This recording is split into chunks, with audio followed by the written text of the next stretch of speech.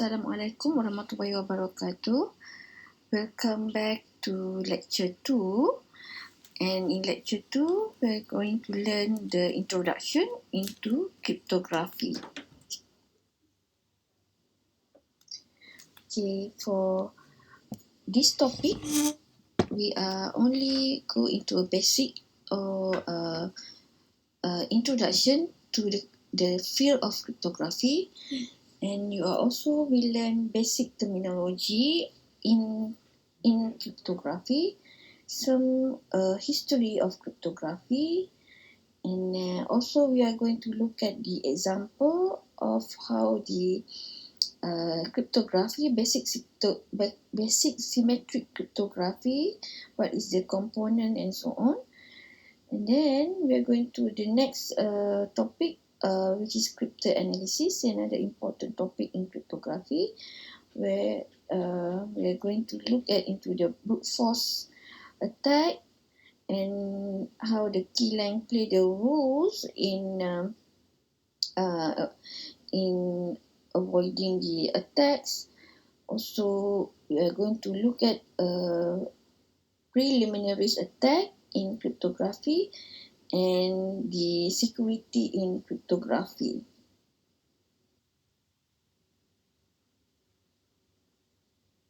For history and introduction, as an introduction, this is basically the field of the cryptography. So the cryptography come from the field of cryptology. Okay, and this cryptology is divided into two different topics, which is one is cryptography, another one is cryptanalysis. Okay, so what is actually cryptology? And it is come from the ancient Greek words, which is cryptos, which mean hidden, and logos are the word. Okay, means that hidden word.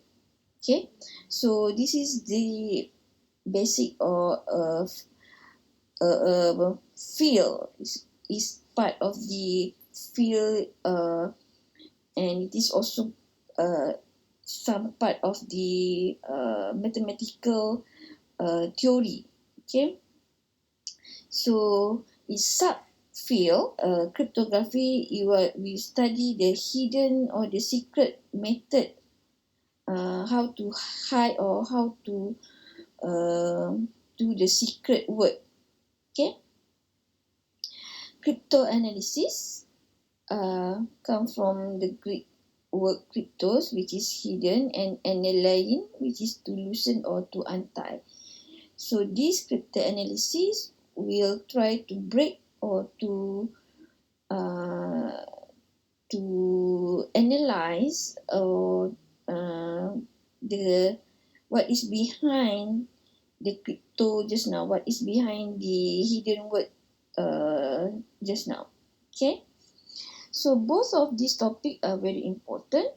Okay, but we are not going to cover cryptanalysis a lot, but we just go through the introduction only, because cryptanalysis is also a big topic or a major topic, and you need like maybe probably another semester to learn cryptanalysis. Okay, and for cryptography, most of the topic in this class fall under cryptography, which is we are going to learn the hidden methods, okay, or how to hide the words.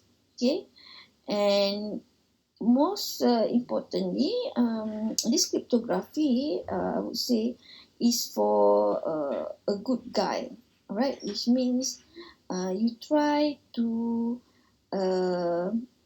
hide any words, okay, any readable words into some kind of hidden message which is not understandable to other people. Okay, but cryptanalysis is a part of a bad guy where you try to hack or crack the hidden word just now. Okay, so which one you want to be, the good guy or the bad guy? But as a bad guy also, there is a benefit out of that, because once you be able to cryptanalyze the word, so you know there is a missing link or there is a weakness in the cryptography method just now. Okay, so there is a pro and cons as well. This is not always negative for the hackers, right? Of course, we know some hackers are doing for the sake of their own benefit, but there are good hackers where they try to find the loophole of the methods so that you will improve the methods in the future. Okay, so this is the detailed classification and the field of cryptography. So in the previous slide, I have already give you some ideas or definition what is cryptography and what is cryptanalysis. Alright, like I said, our class mostly fall under this part here, cryptography. So in cryptography, you are going to learn three parts here. Okay. The first part of this class is symmetric cipher or symmetric cryptography, and the second part is asymmetric cipher, and the last one is protocol, or also known as the application of the cryptography just now, whether it's a symmetric or asymmetric.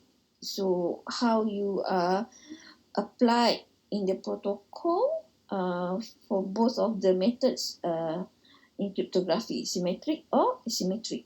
Okay. So in symmetric cipher or symmetric cryptography, you have two types. All right, either is a block cipher or stream cipher. Okay, most of the modern cryptography, not most, all of it fall under block cipher. For classical cryptography is a stream cipher. You will know the difference. What does it mean by classical and modern? Also stream cipher and block cipher. So basically, just give you a little review. Stream cipher will encrypt or decrypt byte by byte, means word by word. Okay, let's say A, B, C. So each of the character will be encrypted. Okay, one by one. Meanwhile, for block cipher, it will be cipher in the block, like 8 bits or 8 bytes, 16 bits or 16 bytes, 64 bits or 64 bytes. Okay, so in a block, by block. Okay, not string by string.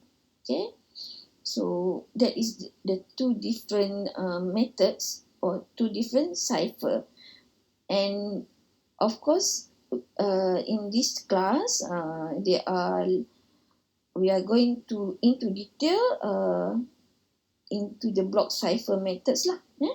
We will learn some stream cipher just to get the idea of how the modern cryptography adopt these stream cipher methods, okay, from classical cryptography.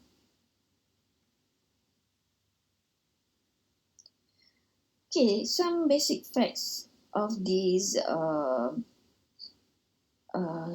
cryptography. Okay, so initially the classic cryptography, also known as ancient crypto,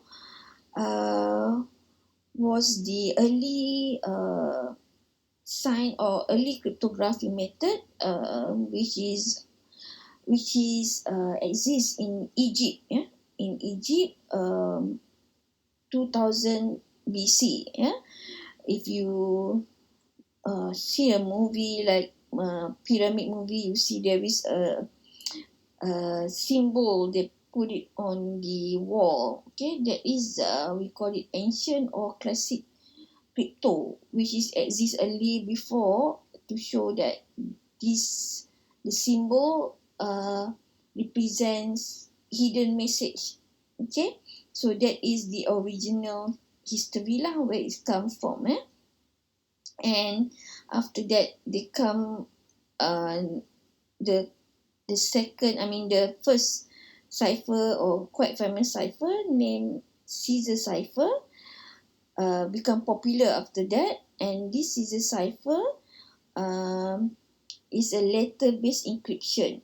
Okay, so Caesar cipher is a stream cipher where they encrypt letter by letter.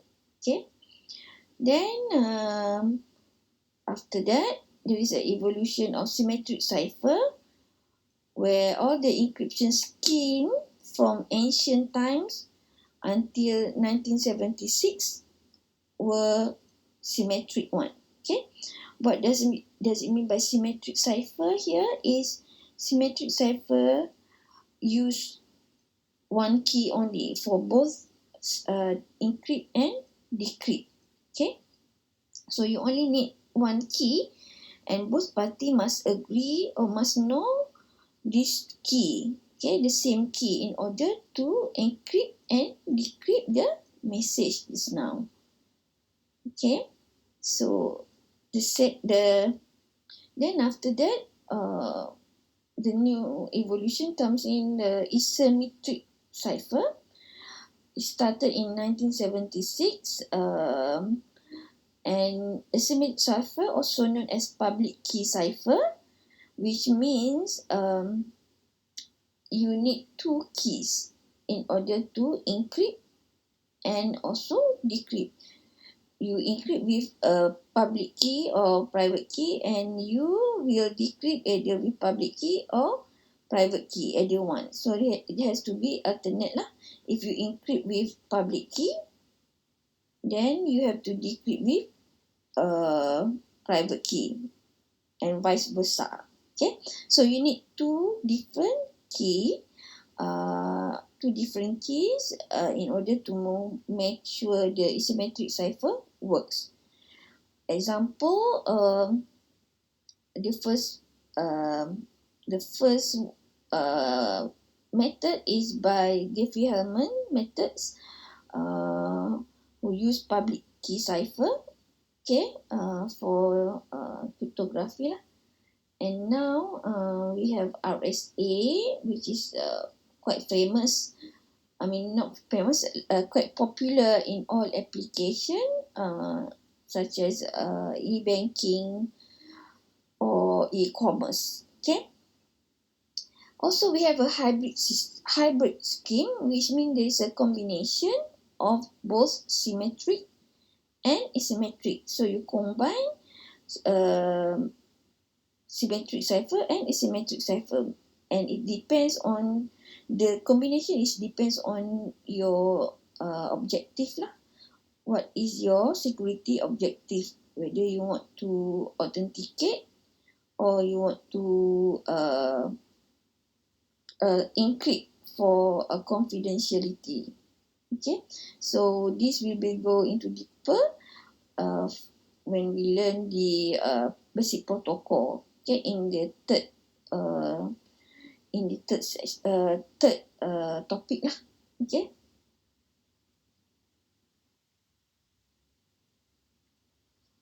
Okay, in cryptography, you should know the basic terminology. Okay. So after this, you have to make sure you use this term lah. Okay, encrypt and decrypt.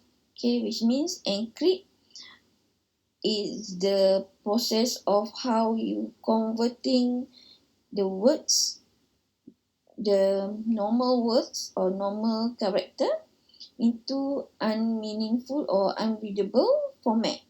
Okay, so that is how the secret words comes in.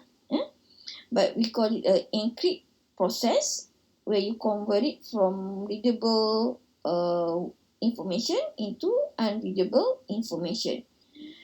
And decrypt is vice versa, where you decrypt unreadable information or unreadable word or character into readable information or readable character or words. Of course, the process of encrypt and decrypt, you need a key in order to complete the process. Okay. For example, and of course, another one is you need to have the algorithm. Okay, what kind of algorithm you need to encrypt and decrypt. Okay, for example, the algorithm is RSA.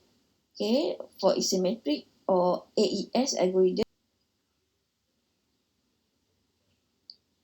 Okay, just to give you the overview of how the encode and decode or encrypt and decrypt ideas comes in. So it was before comes from the Morse code. Okay, and this Morse code, it has a symbol, right, like A. So you have this code here to represent A, and B, this is the code B, and so on. And all these code are not the same, yeah. So it cannot be the same. Okay, so this is partly the decoding and encoding process lah, and how the encrypt and decrypt also get this idea to hide or to convert from readable information into unreadable information. Okay. Okay. If you want to know more detail on how the cryptography, the idea of cryptography works or started, if you can find this book, okay, the Code Book, okay, by Simon Said, okay, you may read it. Okay, so it can give you the overview or the perfect picture of the field in cryptography in the layman presentation. Okay, so if you have a time, so please have a look or find this book and read lah. Okay, so that you will be more understand what exactly is cryptography. Okay, so for the history, okay, cryptography, as I mentioned before, it started, cryptography in the beginning started with Caesar cipher. Okay, so Caesar cipher is the ancient crypto system. As you know, this Caesar cipher,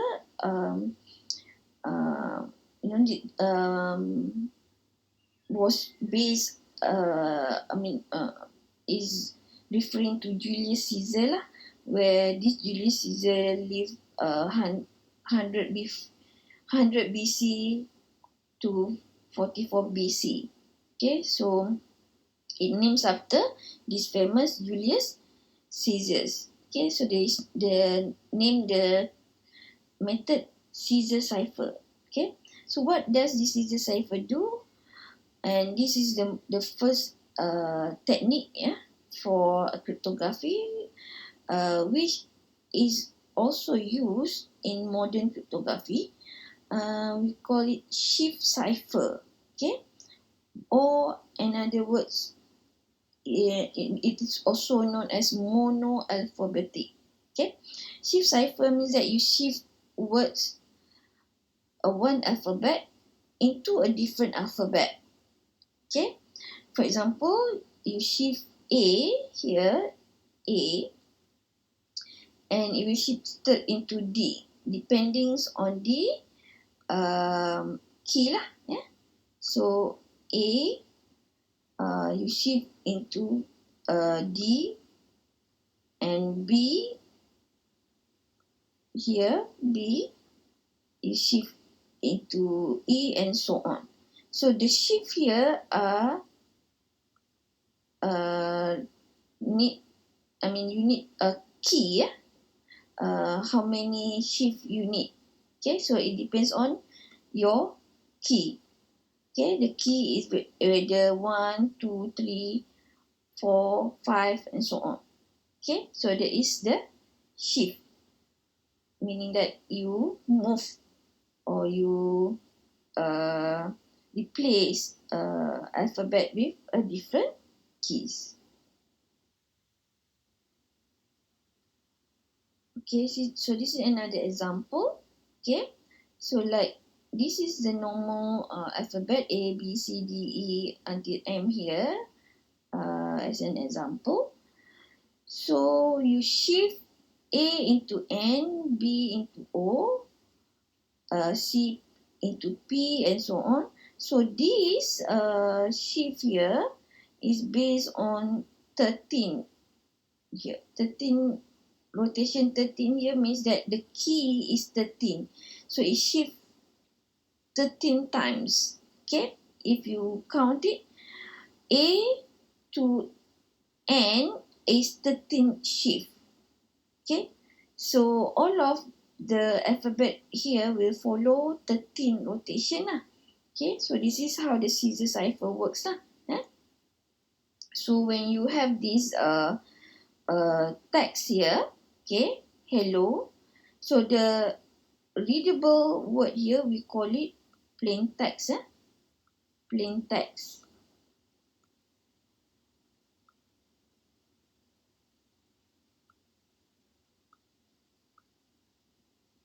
Okay, so this is a plain text, right? Hello, and then the key is 13. Okay, key is 13. So you have to shift 13 just now. So the H here after you shift 13 is U, alright? And E is R, L is Y. Okay, this is another L, Y, and O is B. So this is, we call it cipher text. Cipher text, alright? Which means the unreadable word just now. Okay.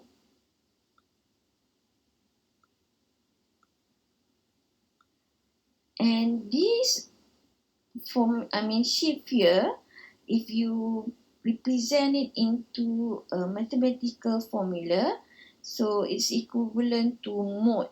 Yeah, mode operation. Okay, so C here represents cipher text, which means you want to convert the cipher text. Okay, is congruent to these three what we call three dash here. We call it congruent to M. So M here is a message plus K is the key, mode 26. Okay, mode is the operation for mode. Yeah, so we are going to learn this in the next class in detail lah, what is mode and how the mode how the mode is calculated. Yeah, so in this class I just want to show you the representation in mathematical format. Yeah, and this is for to get back the plain text, which is the message lah. M is the plain text, which is the actual message. It's congruent to C, the cipher text value, minus the key, mode 26. Okay, so this is for encrypt. Okay, encrypt, and this is for decrypt. Yeah, the formula for encrypt and this is for decrypt. Alright. Okay. If you look at this, alright, this is the basic representation of cryptography. So where we are going to use this representation a lot in the class, okay, to show the methods. Alright. So in the cryptography, for example, this symmetric cryptography, you have two parties, right? One party is a sender. So Alice here is a sender. Bob here is the receiver lah, okay, who received the message from Alice, Alice and Bob. So in a normal procedure, okay, Alice will send the message to Bob, okay.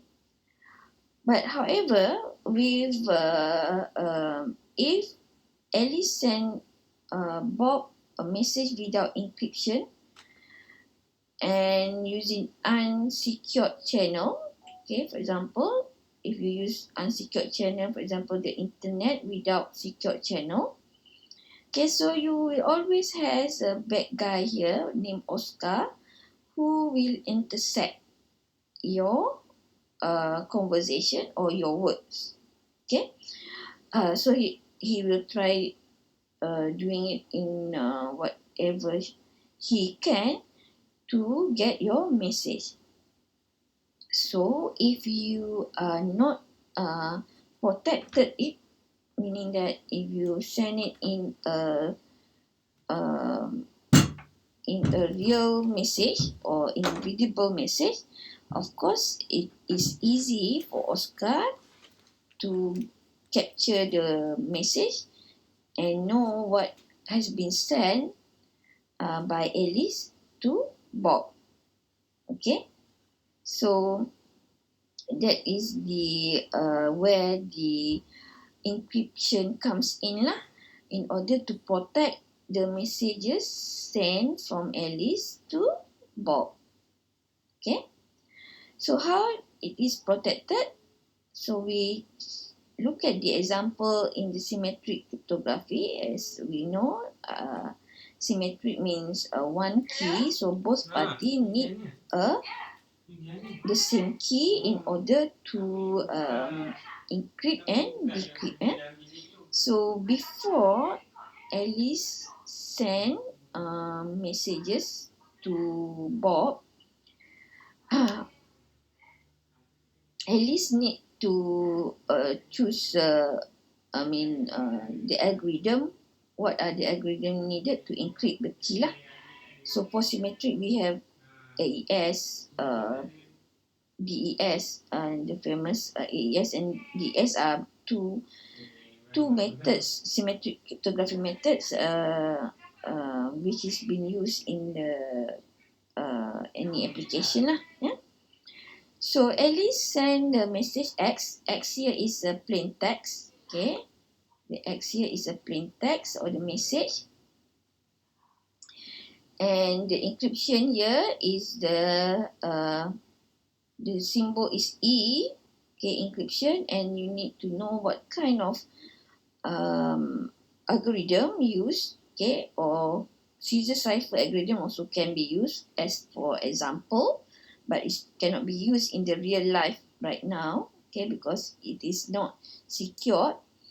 And at least need to to put the key lah, okay, in the encryption algorithm to hide the message, okay.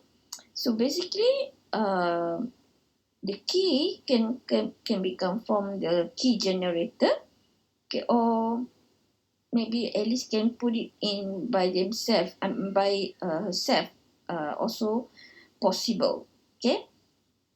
But Alice need to send the key to Bob in a secured channel so that the Bob can decrypt the message from Alice. So once Alice has encrypted the message, okay, using the key just now, okay, so it will send it to Bob, okay, as a ciphertext. So why here is a ciphertext lah? So whatever sent over the internet right now is the ciphertext, meaning that the unreadable text. Okay, so when the Oscar or this bad guy try to intercept and successfully intercept, but he only can intercept the ciphertext, which means the unreadable format text, and it is hard for Oscar uh, to know, okay, to determine what are the text is about. Okay, so this is what the cryptography use lah. Okay, so that the third party or the Oscar or bad guy will not know the text, okay, that is sending through the internet. So let's say the message successfully arrived at the receiver side or Bob, okay. So Bob tried to decrypt the message, okay. So now Bob need the key, okay, that is set by Alice, alright. And this key need to be put into the same algorithm as how the Alice used, and using the same key, right? And Bob will calculate it, the keys, and get back the X just now, which is the plain text or the message. Alright. So the problem here which may arise is how to transport the key securely to Bob. Okay, there are a few ways where this topic will be learned in I think a few last chapter, how the key management were used in order to transport the key securely to both parties, both for symmetric and also asymmetric lah. And also here, okay, another key point is the key length. Okay, so the keys play important role in all the cryptography algorithm. As long as the key is not compromised, inshallah, your messages will be safe lah. Okay, but if the key is compromised, meaning that the Oscar or the bad guy be able to cryptanalyze it, okay, then the message will be revealed. Okay, so it is important to make sure that the key is large. Okay, the key is large. Okay, you cannot use a simple key like, for password, right now how you set the password for your emails, for example. So you have to put at least minimum 6 characters, and with the combination. So that is actually to make sure that the bad guy or the Oscar or the hackers lah, in a layman term kan, is not be able to crack your password just now.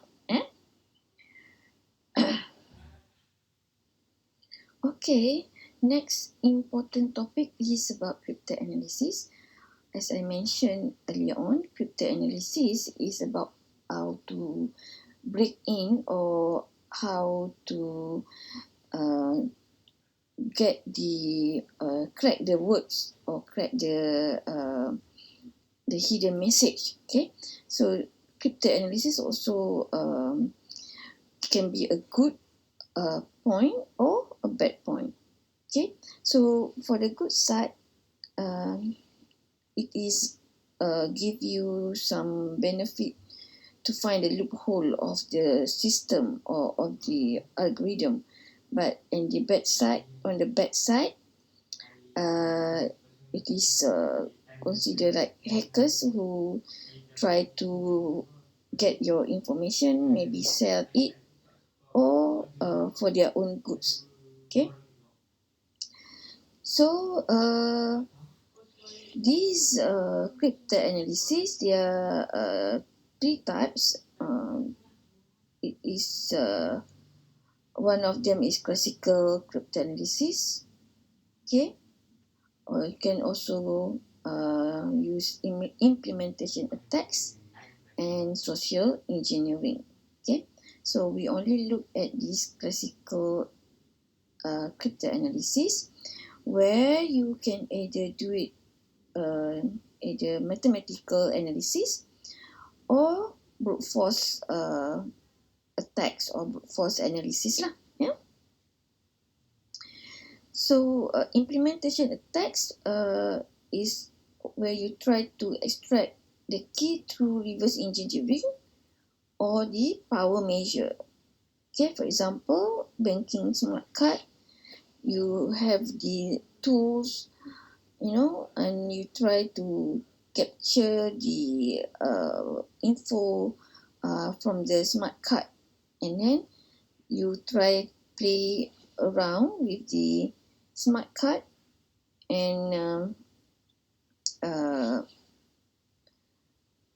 you try to play around with the info from the smart card and try to reverse the engineering from the information. Okay, social engineering, this is I think quite famous right now. We have a lot of social engineering techniques, like some using phishing, how they trick a user into giving your password or information, okay, about you or your system.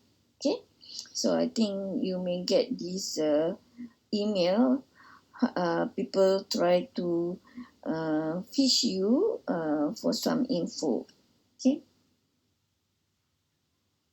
Another important cryptanalysis method is using frequency analysis. So frequency analysis basically analyze the hidden message or text using alphabet, and this alphabet will be in count and will be guess what is the character based on the occurrence of the alphabet. Okay, so basically also frequency analysis is the first method that exists in the cryptanalysis.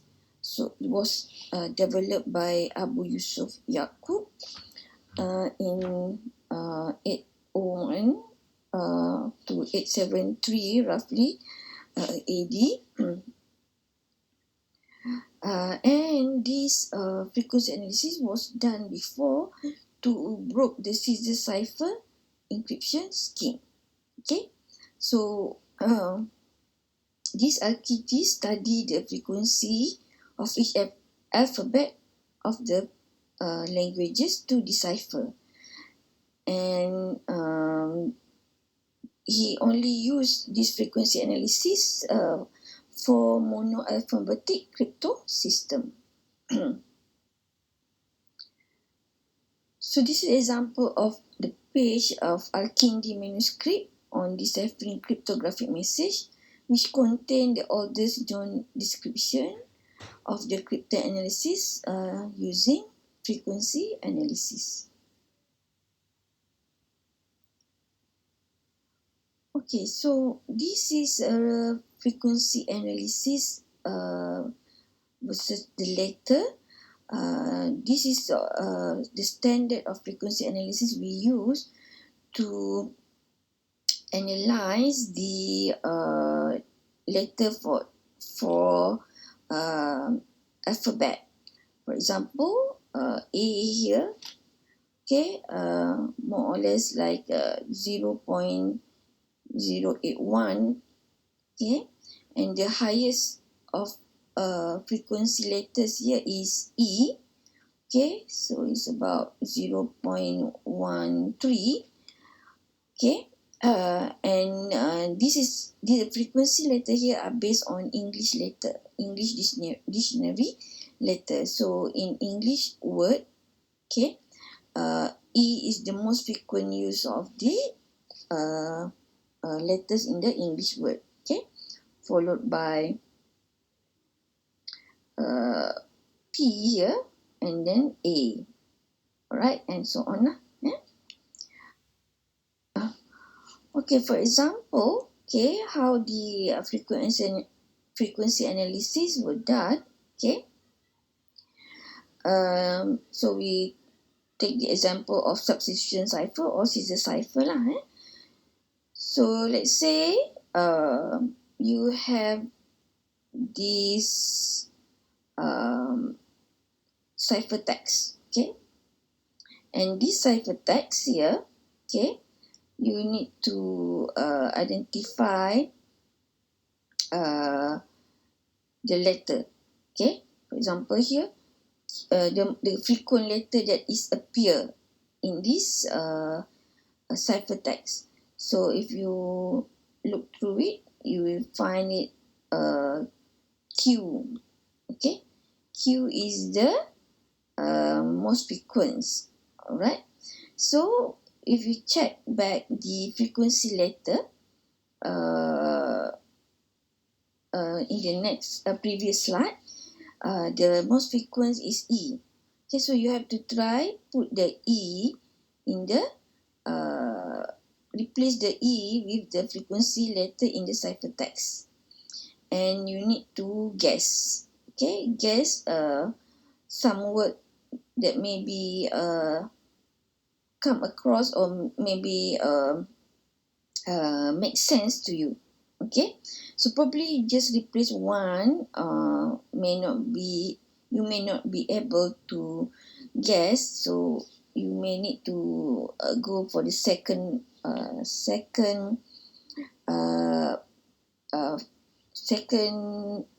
words. Okay, so the second word is T just now, right? Second alphabet, sorry, not words, the alphabet. So second alphabet is T. So look for the second most frequent here and try to replace it. Okay, and then if there is a words that is make sense to you, then you can replace. You can guess the words lah. Meaning that the words like Q here is a E, and then the second word probably here the THE.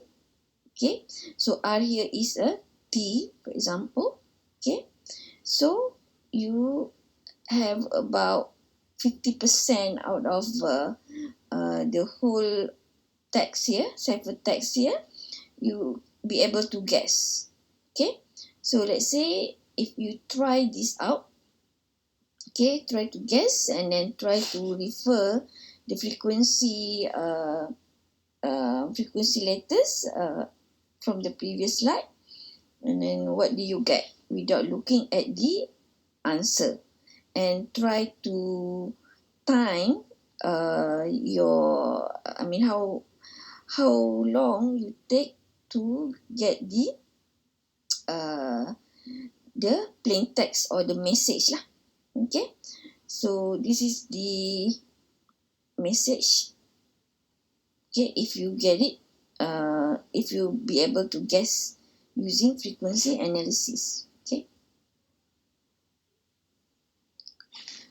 alright. Some the frequency analysis actually are based on probability analysis as well. Okay, so but they are more mathematical than the frequency lah. the frequency analysis is a little bit statistic. You need to use the statistical method. Okay, so probability analysis, the second method. Okay, you are using the probability based on the total alphabets. Okay, let's say the alphabets in normal words is 26, right? So the language of English word, okay, we assign it as alpha. Then the probability to guess the correct key is probability of guessing equal to the key here lah. Okay, the correct key. I mean the key available. Okay, so to guess at least one, okay, 1 over alpha. So this alpha is, you have 26, okay, 26 letters. Then if you do the maths here, or the calculation here, you will get 0.0384. Okay, to guess the alphabet letters. Do you think this is okay? How long you think it will take you to guess the letter if is use the alphabet of 26 letters? Okay, so I will get back to you with the answer. I mean, with the not solution, the justification in the class next week. Okay, but meanwhile you have to think of it or do some research, and then see what kind of info you can get from this value here, 0.0384. Is it okay or is it not okay?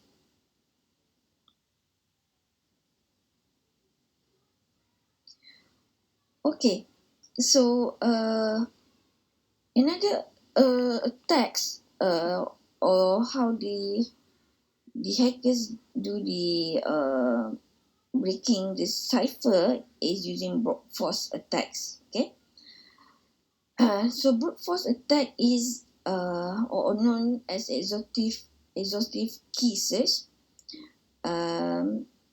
So, this is also can be done for symmetric ciphers lah. Okay, so in the brute force attacks, the attacks it will trick the key as the it will trick the cipher as a black box. Okay, so it requires at least one plain text cipher pair. Okay, X and Y only one. Once you get correct, then you may be able to break it. Okay, so you may check all possible keys until condition is fulfilled. Okay, so there are lots of tools in the internet as well who done their brute force attacks. Okay, so they try again a few times of the combination, for example password combination, to get the password lah. Normally people will do it for password like Wi-Fi password or email password. Okay, so that's why for email, okay, they have a time limit or a few times you attempt. Okay, so if you attempt 2 times or 3 times, then they will block the account. Okay, same as the phone lah. Okay, so if you cannot put the correct code, then the phone will be blocked for a few hours, something like that. Okay, alright, so to avoid this brute force attack, okay, where people will try to analyze it using possible key or possible password. So it is advisable for you to set the hard password or long password or long key lah. Okay, so this is basically the how the calculation are done. Okay, to get the first key. Alright, so how they decrypt the key, they try every possible key with the ciphertext, and then you get the plain text lah. So what you need to do, okay, in order to make sure this brute force attack will not be possible, is to increase the length of the key. Alright, like maybe password or other keys you use for your algorithm. Okay, so here you see this is the normal or the standard key. Okay, previously maybe the length is only 64 bits. Okay, so if you use 64 bits, okay, your key space, meaning that this key space mean how many possible key you need in order to brute force. So it's about 2 to the power of 64. Okay, why is 2? Because as you know, the computer are in the 2 bits, okay, 0 and 1. So you have 64 key length or bit. Okay, so with 64 bit length, you only have few days or less, okay, to break the codes. Alright, so we call it a short term lah. It's a very short. Okay, so that's why we cannot use 64 bits key length for the system right now, because with the current computer, you may be able to crack it in a few days time. Okay, if you increase it into 1 to 8 bits, so it will increase to the power of 1 to 8, and it will take you several decades to crack it. Okay, and it may not be possible lah. So that's why this is most of the system put 128 as a minimum standard for key length. Okay, and of course this is a maximum standard. Maximum 256, and it will give you 2 power of 256 key space, and probably this is the most resistance password lah. Okay, and for the brute force attack to occur is it takes you maybe forever. Okay. So one important note here, an adversary, okay, only needs to succeed with only one attack. There's a long key space does not help if other attacks, for example, social engineering. Okay, so if you give if they're using a social engineering where you give them a password, then if you set the long password, it doesn't make sense lah. It doesn't give you any purpose. Okay, so the key point here, to ensure that the key length is large enough, and to keep the key to yourself or private, okay, without telling anyone the keys, right?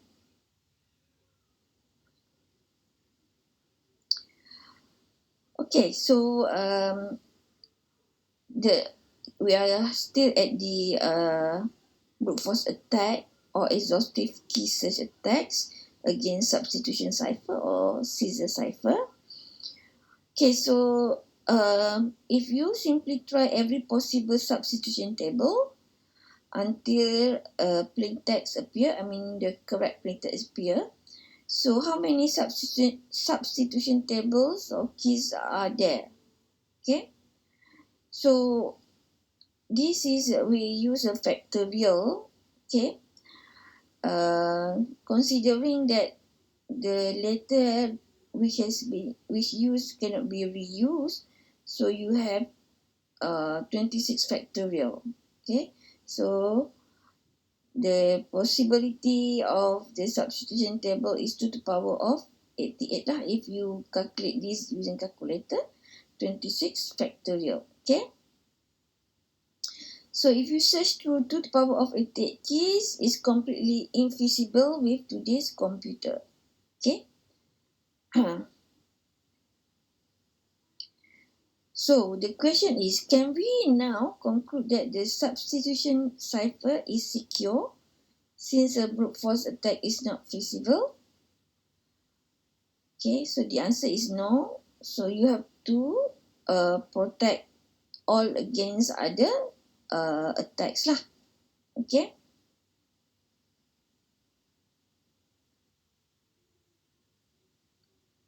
Alright. So another important point in cryptography is key length, like I have mentioned a few times already from the beginning. The key length is the most important part in the cryptography. Okay, so you need to make sure that you have enough length for you to set up the key. So the current standard and practice of the key is 128 bits. This is the minimum standard lah. So in e-banking, e-commerce, they use 128 bits format. Yeah. So are you sure that this 128 bit security is sufficient? Okay, so yeah, according to NIST, so this is the organization who set the standard. 128-bit security is acceptable for use through the years until 2030 and beyond. So at this moment, this is very practical lah, to avoid the attacks, especially brute force lah.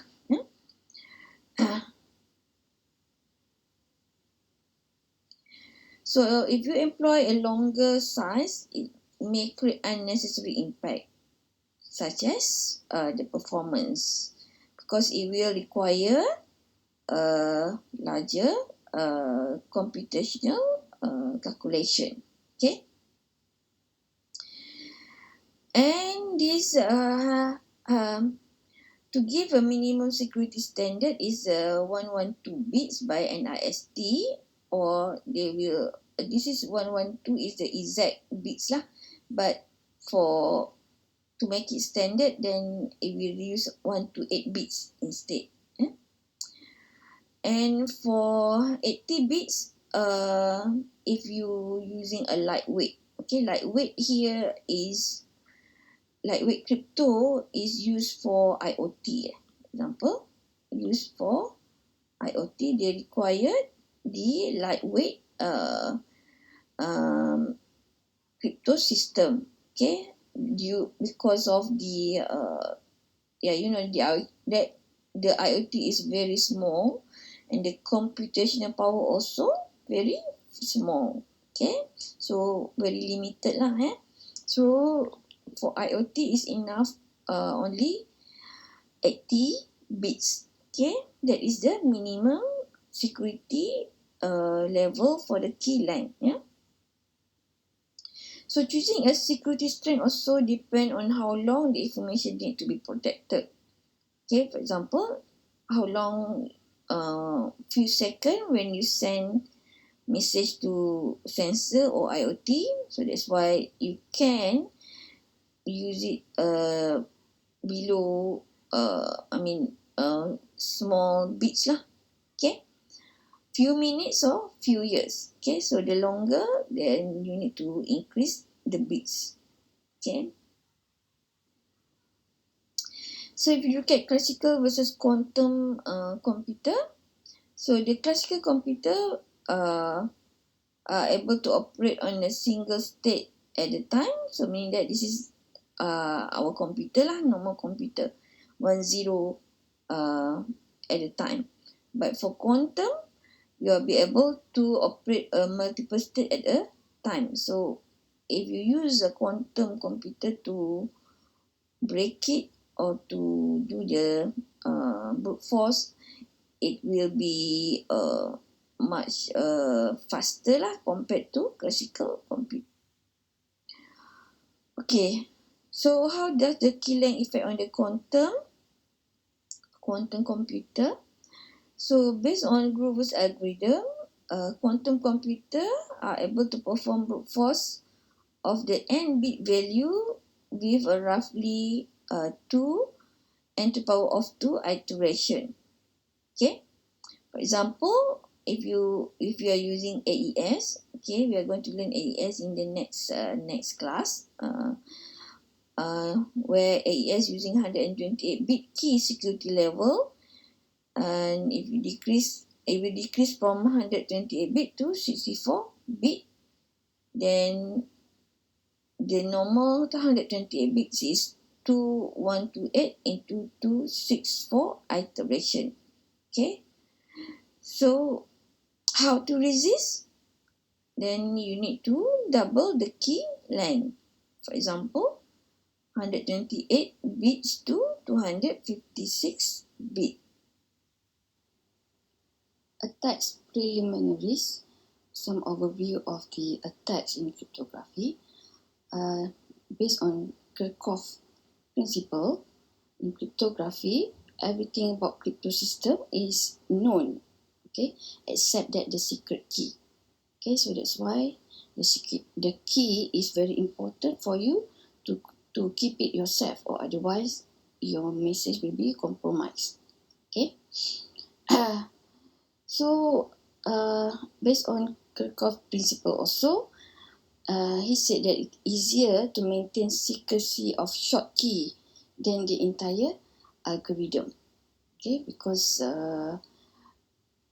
for the algorithm, people may know the algorithm because it can be available over the internet, or everyone may know the algorithm, but the keys no one can know except for yourself. Okay, so that's why even a short key, if you keep it yourself, it's still better than to maintain the algorithm. Okay, so if the key is compromised, it is also easier to change the key rather than the algorithm. Okay, and to communicate more than two parties, okay, it is easier to use the same algorithm but using a different key. So this is case of asymmetric cryptography where you have two keys lah. Then rather than you use a different algorithm for two parties. Okay, so using two keys for two parties is easier than using two different algorithms for two parties. Okay, so that is Kirchhoff principle. So how we see security in cryptography? So the security is achieved by hiding details about crypto system.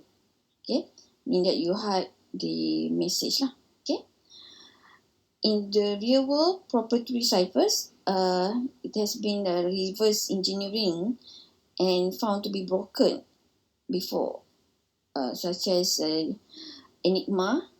Okay, Enigma algorithm. This is during World War II. If you watch movie, I forgot the name of the movie, but they use Enigma in the World War II, and it has been compromised. Okay, it can easily compromise by guessing, and also GSM. Okay, GSM. This is in the phone. Is an old telephone technology. So it is also can be compromised. And another one is Keylog satellite phones. So this is also easily, it has been compromised before. Yeah? For certain reason, as example, because of national security, the details of the crypto system can be hidden. And normally for the national security, they are not use the commercial crypto system like AES, DES, okay, RSA, but they use their own algorithm that is developed in-house and only be used by the military of that country, for example. Okay, for example, like AES. Okay, we know that everyone is being commercialized already. Most of the system use AES, but although it's one of the proven uh, symmetric cryptography, but for national security purposes, they are not using AES. They have their own version of AES, okay, in the USA lah. However, you must be assured that if details are revealed and the secret or private key are not known, crypto system can still withstand the attacks. Okay, so if it's just partly only known, for example, just known the algorithm and the secret key is still keep intact, and you still can manage to withstand the attack, right? For security purposes, there are three aspects, okay, in order to make the system secure. So you need to consider the attacks model, what are the adversarial goal, and the security level. Okay, and when you design the algorithm, also you need to consider these three aspects. So the attack model in crypto system, this is the common or the known attacks in the crypto system. Okay, attacks on ciphertext only, which means that the ciphertext is being captured by the third party, and the third party try to analyze the ciphertext. Okay, this is, I think, the most common one lah, where the attacker or hackers intercept the signal or the packet, and what they found is ciphertext after you encrypt lah, right? So they try to analyze it, okay, the ciphertext, and try to get what are the hidden message inside the ciphertext. Or it can also be known plain text, okay? So maybe the attacker get the plain text, okay, just a little or just part of it, alright, but they didn't get the ciphertext, alright, but it's also easier for the attacker to manipulate the rest of the ciphertext sent, okay, meaning that you only know a part of the plain text, and you are using this known plain text to break the ciphertext, the cipher messages, yeah. Chosen plain text. Okay, so chosen plain text are more or less the same as plain text, where the attacker will pick any of the plain text and try to do the reverse engineering lah on the ciphertext. And the third party or the hackers also may know the chosen ciphertext. Okay, during the transmission, the attacker can capture the ciphertext and do the analysis on the ciphertext and capture the plain text for the rest of the messages. So from this, we can see that weaker attack model and attacker with less power and the most and it goes to stronger attack model, and attacker has more power. So the this model goes from weaker to stronger attack, and the most the less power into the more power. Okay. So which attack model is most practical or realistic here? Okay. So basically the more realistic is these two lah, chosen plain text or the chosen ciphertext. Okay. From this table, you can see the details or the comparison between the attacks and what is known to cryptanalysts to analyze uh, the attacks. Okay, to analyze the hidden message lah.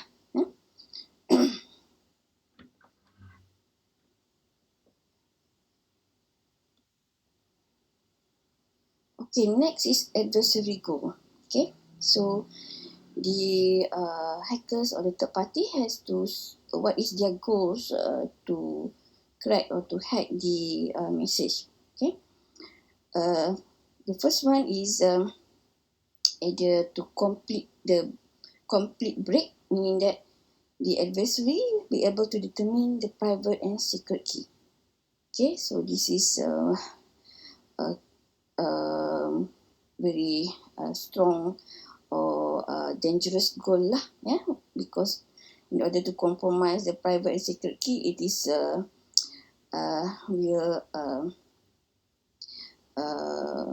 will compromise everything.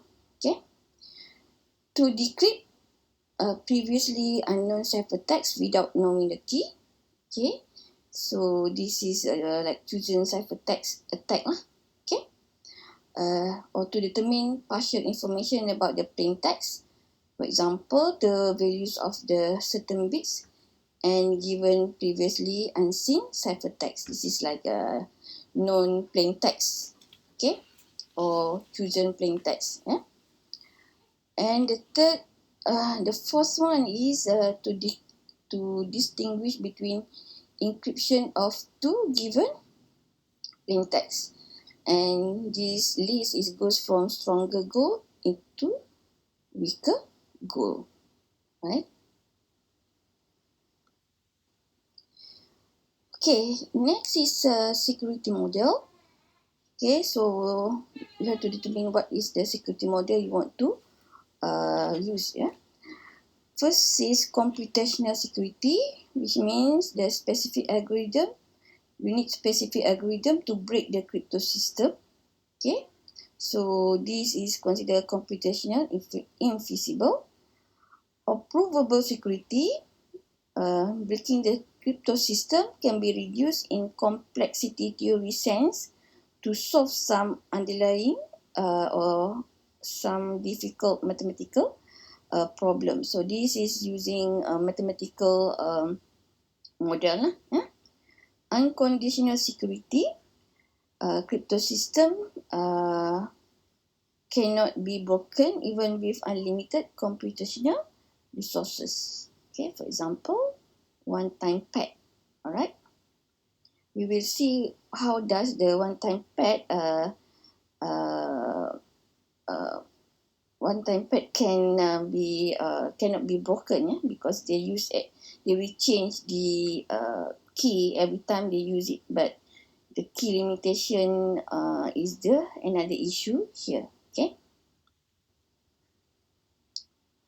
All right. So for encryption securities scheme, okay, there are two types of security scheme: unconditionally secure and computationally secure.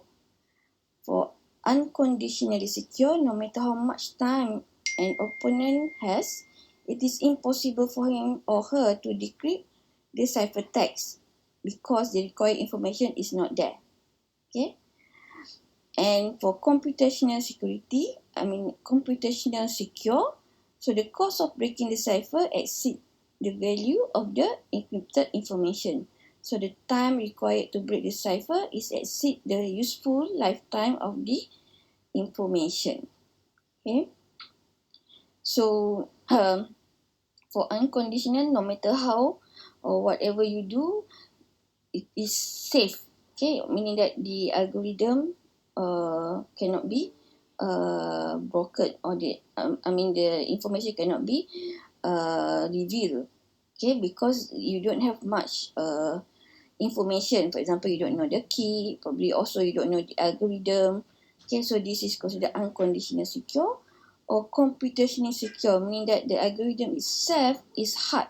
Okay, it's hard and very costly if you want to break it. Okay, so it is not wise, or it's not there's no value on this. The time required to break is exceed the useful lifetime of the information lah, meaning that even you get the information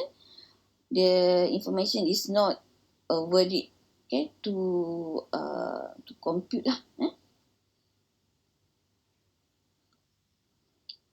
Okay, that's all for lecture 2.